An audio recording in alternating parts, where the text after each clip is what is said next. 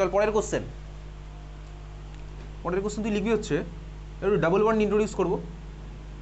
Prop one in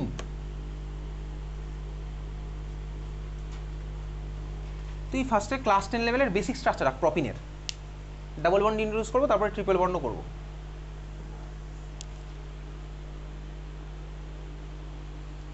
প্রপিনের basic structure R class 10 লেভেলের।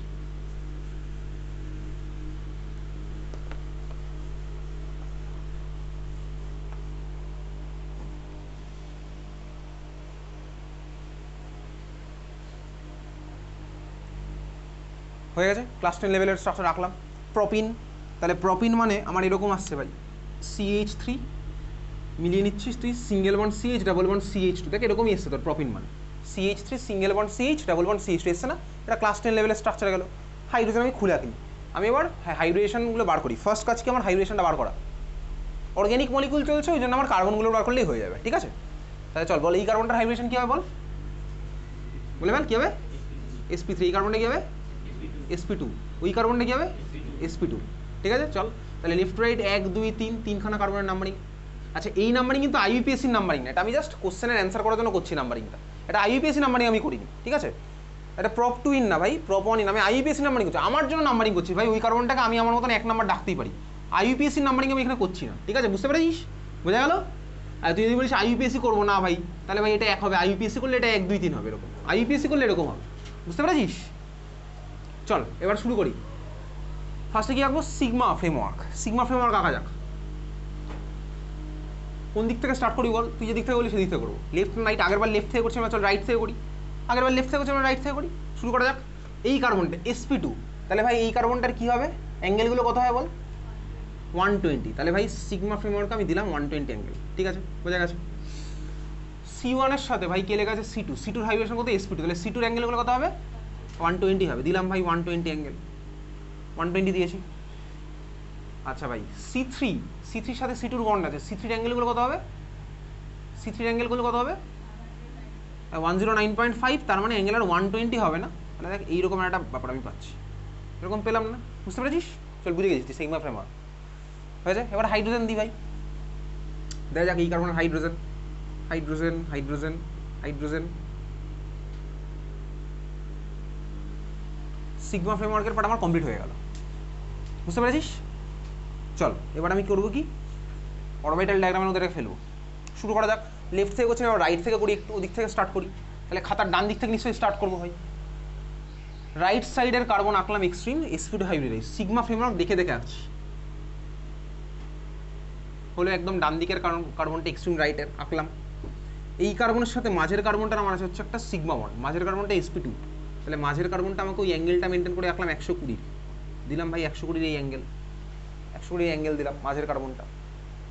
এই কার্বনের সাথে 3 নাম্বার কার্বনের আমার আছে বন্ড, সিগমা বন্ড, তাহলে দিচ্ছি ভাই C3,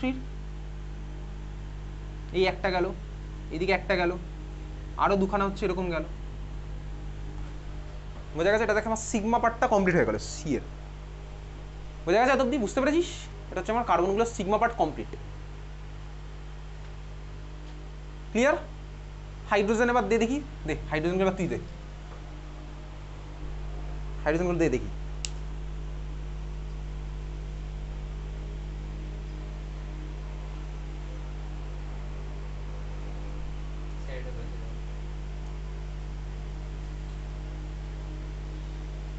হ্যাঁ হাইড্রোজেন দিসনি তো বাকিগুলোতে?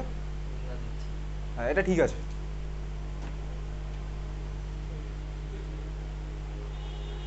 সিগমা পার্ট তাই তো, হাইড্রোজেন দেওয়া অবধি ঠিক আছে।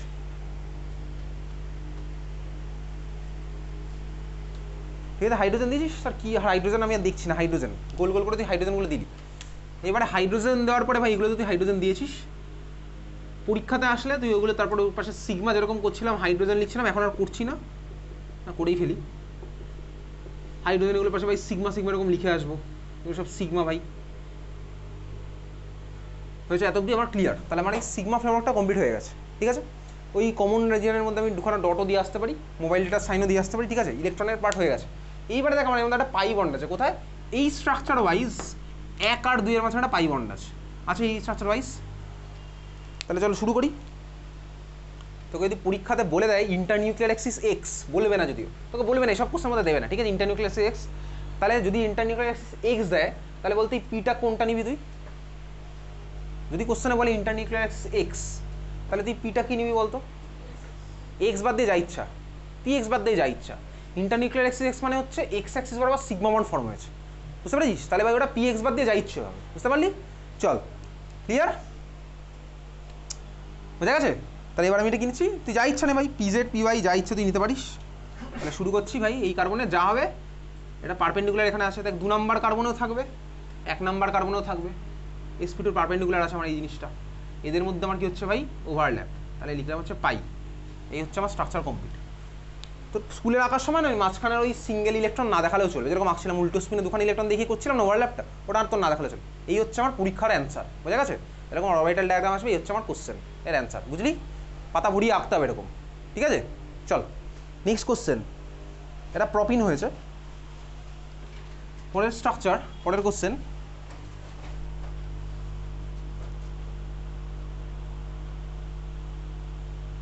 প্রপ 1 PROP -1-YNE, prop 1 আইন, prop 1 আইন।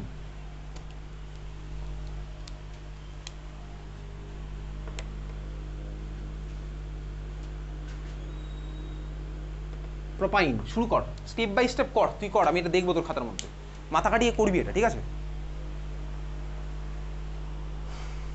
স্টেপ বাই স্টেপ করবি।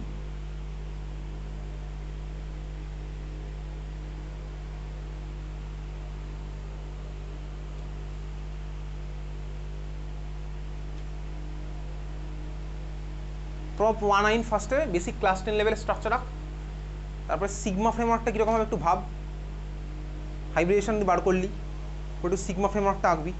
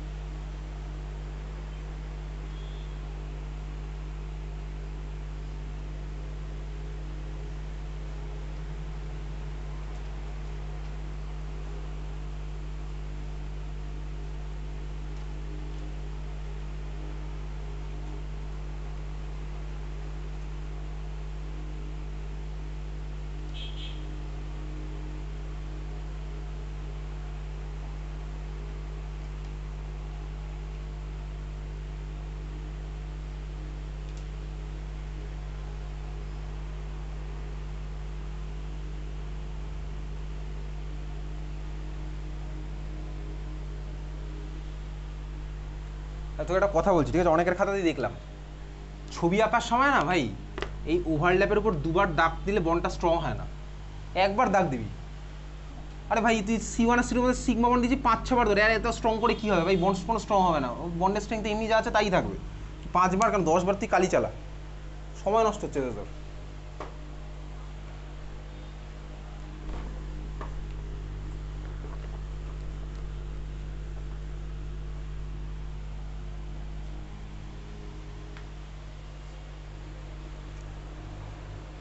হ্যাঁ চল শুরু করি। তুই তোর মতন করছিস, অনেকের দেখলাম ঠিক রাস্তাতেই হাঁটছে, ঠিক আছে?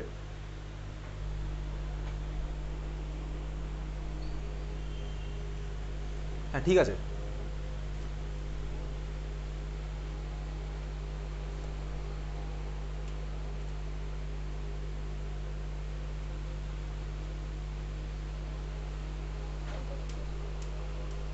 এটা কোনটা বলতো? এটা কি? না না এটা ঠিক নেই। চল শুরু করা যাক। প্রপাইন, তুই যেরকম আঁকছিস আঁকতে থাক, ঠিক আছে? প্রপাইনের স্ট্রাকচার কী হবে ভাই? এটা হচ্ছে প্রপাইনের স্ট্রাকচার, তাই না? এটা প্রপাইন না? এটা প্রপাইন, তো এটা হয়েছে ভাই CH3 single bond C triple bond CH, এটা প্রপাইন হয়েছে। এবার আমি এটা সবার ফার্স্টে বার করি হাইব্রিডেশন। এই কার্বনটা কী হবে ভাই sp3, পরেরটা কী হবে ভাই sp2, তাই তো? এটা কী হবে sp, তারপরটা কী হবে sp। তোকে এলিন দেবে না পরীক্ষা আঁকতে, এইগুলো দেবে, ঠিক আছে? চল শুরু করা যাক। কোন দিক থেকে স্টার্ট করবো, লেফট না রাইট, যেটা বলি সেটা? লেফট থেকে স্টার্ট করে চল। তাহলে কার্বন ভাই CH3 দিচ্ছি ভাই, অ্যাঙ্গেল কীরকম মেনটেন করবো? আচ্ছা চল 109।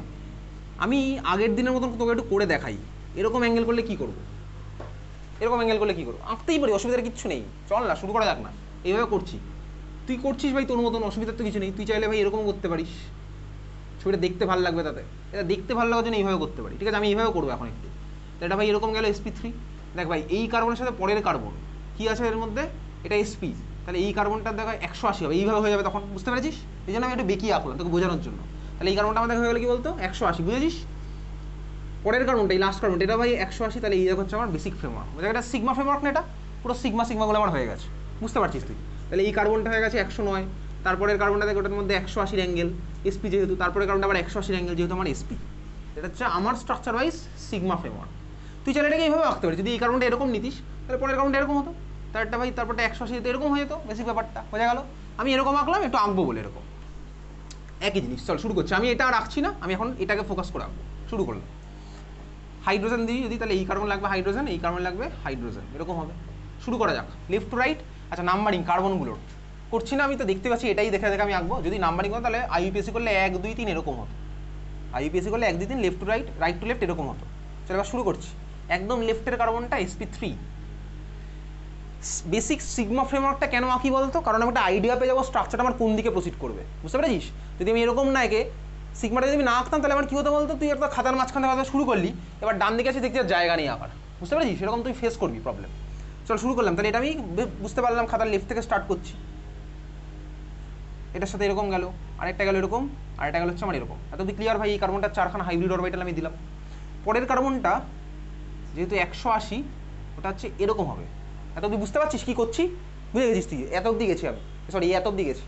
ওর সাথে আরও একটা কার্বন আছে, 180 খেলা চলছে ভাই, লিনিয়ার, তাহলে এই পার্টগুলো এটা হচ্ছে আমার এরকম পার্টটা। এত অব্দি তুই বুঝেছিস? ক্লিয়ার, বোঝা গেল? হাইড্রোজেন দিই ভাই এবার, এখানে একটা হাইড্রোজেন গোল করে দিলাম, একটা মিনিট, এখানে একটা হাইড্রোজেন দে।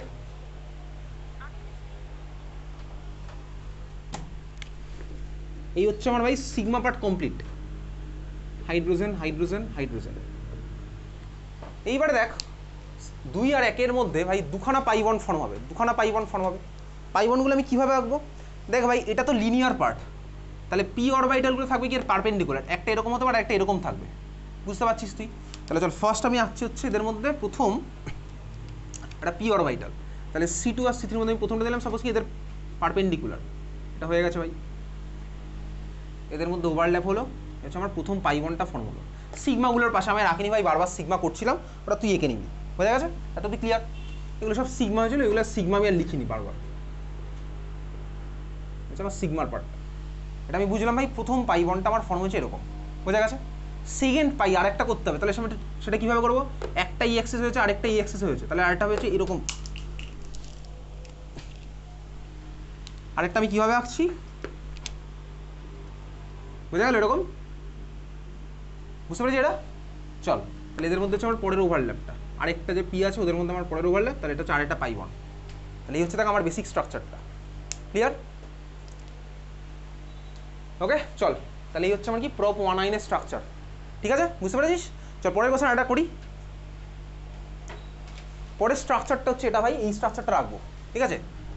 একসাথেই করছি পরেরটা, কারণ তোর জন্য কিছু হোমওয়ার্ক থাকবে, হোমওয়ার্ক তুই বাড়িতে করবি, এটা হয়ে গেছে সবার, বুঝতে পেরেছি এটা? চল পরের কোশ্চেন হচ্ছে এটা, CH2 double bond CH single bond C triple bond CH, CH2 double bond CH single bond C triple bond CH। এটা শুরু করা যাক। কার্বনগুলোর হাইব্রিডেশন কি তুই লেফট টু রাইট বুঝে গেছিস? লেফটেরটা হচ্ছে আমার sp2, তারপরটা sp2, তারপরটা sp, তারপরটা আবার sp, ঠিক আছে? তাহলে এবার আমি এটার ফার্স্টে সিগমা ফ্রেমওয়ার্কটা আঁকছি। সিগমা ফ্রেমওয়ার্কটা আমার কী হবে? লেফট টু রাইট আমি স্টার্ট করছি সিগমা ফ্রেমওয়ার্ক আঁকা। তাহলে লেফটের কার্বনটা যদি sp2 আমি অ্যাঙ্গেল দিলাম হচ্ছে এরকম, তুই বুঝলি? হ্যাঁ ঠিকই দিয়েছে। তারপরটা ভাই আবার sp2 দিলাম আমি অ্যাঙ্গেলটা এরকম, বোঝা গেছে? তারপরটা ভাই sp, তাহলে দিলাম অ্যাঙ্গেলটাকে এরকম দিয়ে দিলাম, এটা হচ্ছে আমার এরকম স্ট্রাকচার, ঠিক আছে? তা তুমি ক্লিয়ার? বুঝলি? আমি এইভাবে আঁকলাম, দেখ আমি চাইলে এইভাবে আঁকতে পারি। আগের বার তো দেখ ট্রিপল বন্ডটা এইভাবে এঁকেছিলাম বেঁকিয়ে, আগের বারের স্ট্রাকচার তো আমি বুঝেছি, তাহলে এবার আর ওইভাবে আঁকতে ইচ্ছা করছে না, তাহলে আমি একটুখানি খেলাটা চেঞ্জ করে দিই। এটা তুই কোনো অসুবিধার কিছু নেই, এঁকেছিলি তো ওইভাবে আঁকতে পারিস চাইলে। আমি এবার খেলাটা ওরকম খেলতে ইচ্ছা করছে না, তাহলে এবার অন্যভাবে খেলবো। কীরকম বলতো, আমি এই পার্টটাকে একটু সোজা করে দেখাতে চাই। আমি এবার এই দিক থেকে স্টার্ট করলাম, রাইট টু লেফট, ঠিক আছে, সোজা হলো ভাই। বুঝতে পারছিস কী করছি ভাই? আগের বার যেহেতু ট্রিপল বন্ডটা ওরকম বেঁকিয়ে দেখিয়েছিলাম না, তাহলে এবার আমার ওটা করতে ইচ্ছা করছে না, ওই জন্য আমি রাইট টু লেফট স্টার্ট করছি। এটাকে আমি একটু সোজা করে দেখাতে চাই। তুই বুঝেছিস ভাই? এই কার্বনটা তারপরটা এটা, এই কার্বনটা sp হয়ে গেছে, তারপরে কার্বনটা sp2 হয়ে গেল ভাই, sp2। এটার সাথে ভাই এটাও sp2 লেগে আছে। আমি এবার এইভাবে স্ট্রাকচারটা দেখাতে চাইছি। আগেরটা ওটা সেমই, বোঝা গেছে? আমি ট্রিপল বন্ডটাকে এবার একটু লিনিয়ারভাবে দেখাতে চাই। তুই বুঝে গেছিস ভাই আমি কী করছি, তুই বুঝতে পারছিস অ্যাকচুয়ালি। হয়ে গেল এটা সিগমা ফ্রেমওয়ার্ক আমার কমপ্লিট। হাইড্রোজেন দিই,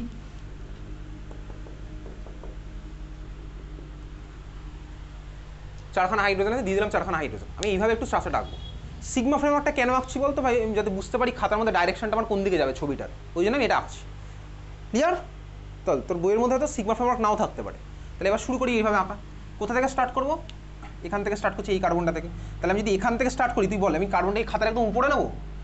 কোথায় নেবো বলতো? কার্বন নিচে বাঁ দিকে নেবো। এই জন্য আমি স্ট্রাকচারটা এইভাবে আঁকলাম, সিগমাটা আমি এই জন্য আঁকি, বোঝা গেল? যদি আমি এখান থেকে স্টার্ট করি এই কার্বনটা থেকে, তাহলে আমি খাতার এটা লেফট সাইড থেকে স্টার্ট করবো না ভাই, খাতার রাইট থেকে স্টার্ট করবো। তুই বুঝেছিস? তাহলে আমি রাইটের কার্বনটা থেকে স্টার্ট করলাম, এটা sp হয়ে গেল ভাই, দুখানা sp দিলাম।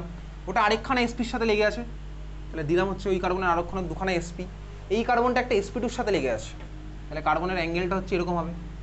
তিনখানা হাইব্রিড অরবিটাল দিলাম ভাই, sp2, বুঝতে পারছিস? এই কার্বনটা ভাই একটা sp2-র সাথে লেগে আছে, দিলাম হচ্ছে আরেকখানা sp2-র সাথে, তাহলে অ্যাঙ্গেলটা আমার হচ্ছে 120। এই হচ্ছে আমার অ্যাঙ্গেলের খেলা। দেখ আমার সিগমা ফ্রেমওয়ার্ক কমপ্লিট। আমার এই সিগমা ফ্রেমওয়ার্ক ওয়াইজ অরবিটাল ডায়াগ্রামও কমপ্লিট। আমি যেরকম সিগমা ফ্রেমওয়ার্ক গেছিলাম দেখ, সেই ওয়াইজ অরবিটাল ডায়াগ্রাম আমার কমপ্লিট হয়ে গেছে। সিগমা পার্টগুলো আমি দিলাম। হাইড্রোজেন দিয়ে দিই ভাই। আজকের পরীক্ষাতে আঁকতে পারবি তো কিছুক্ষণ পরে? একদম গরম গরম কোশ্চেন, ঠিক আছে? তুই এইমাত্র ভাই শিখলি, এইমাত্র কোশ্চেন।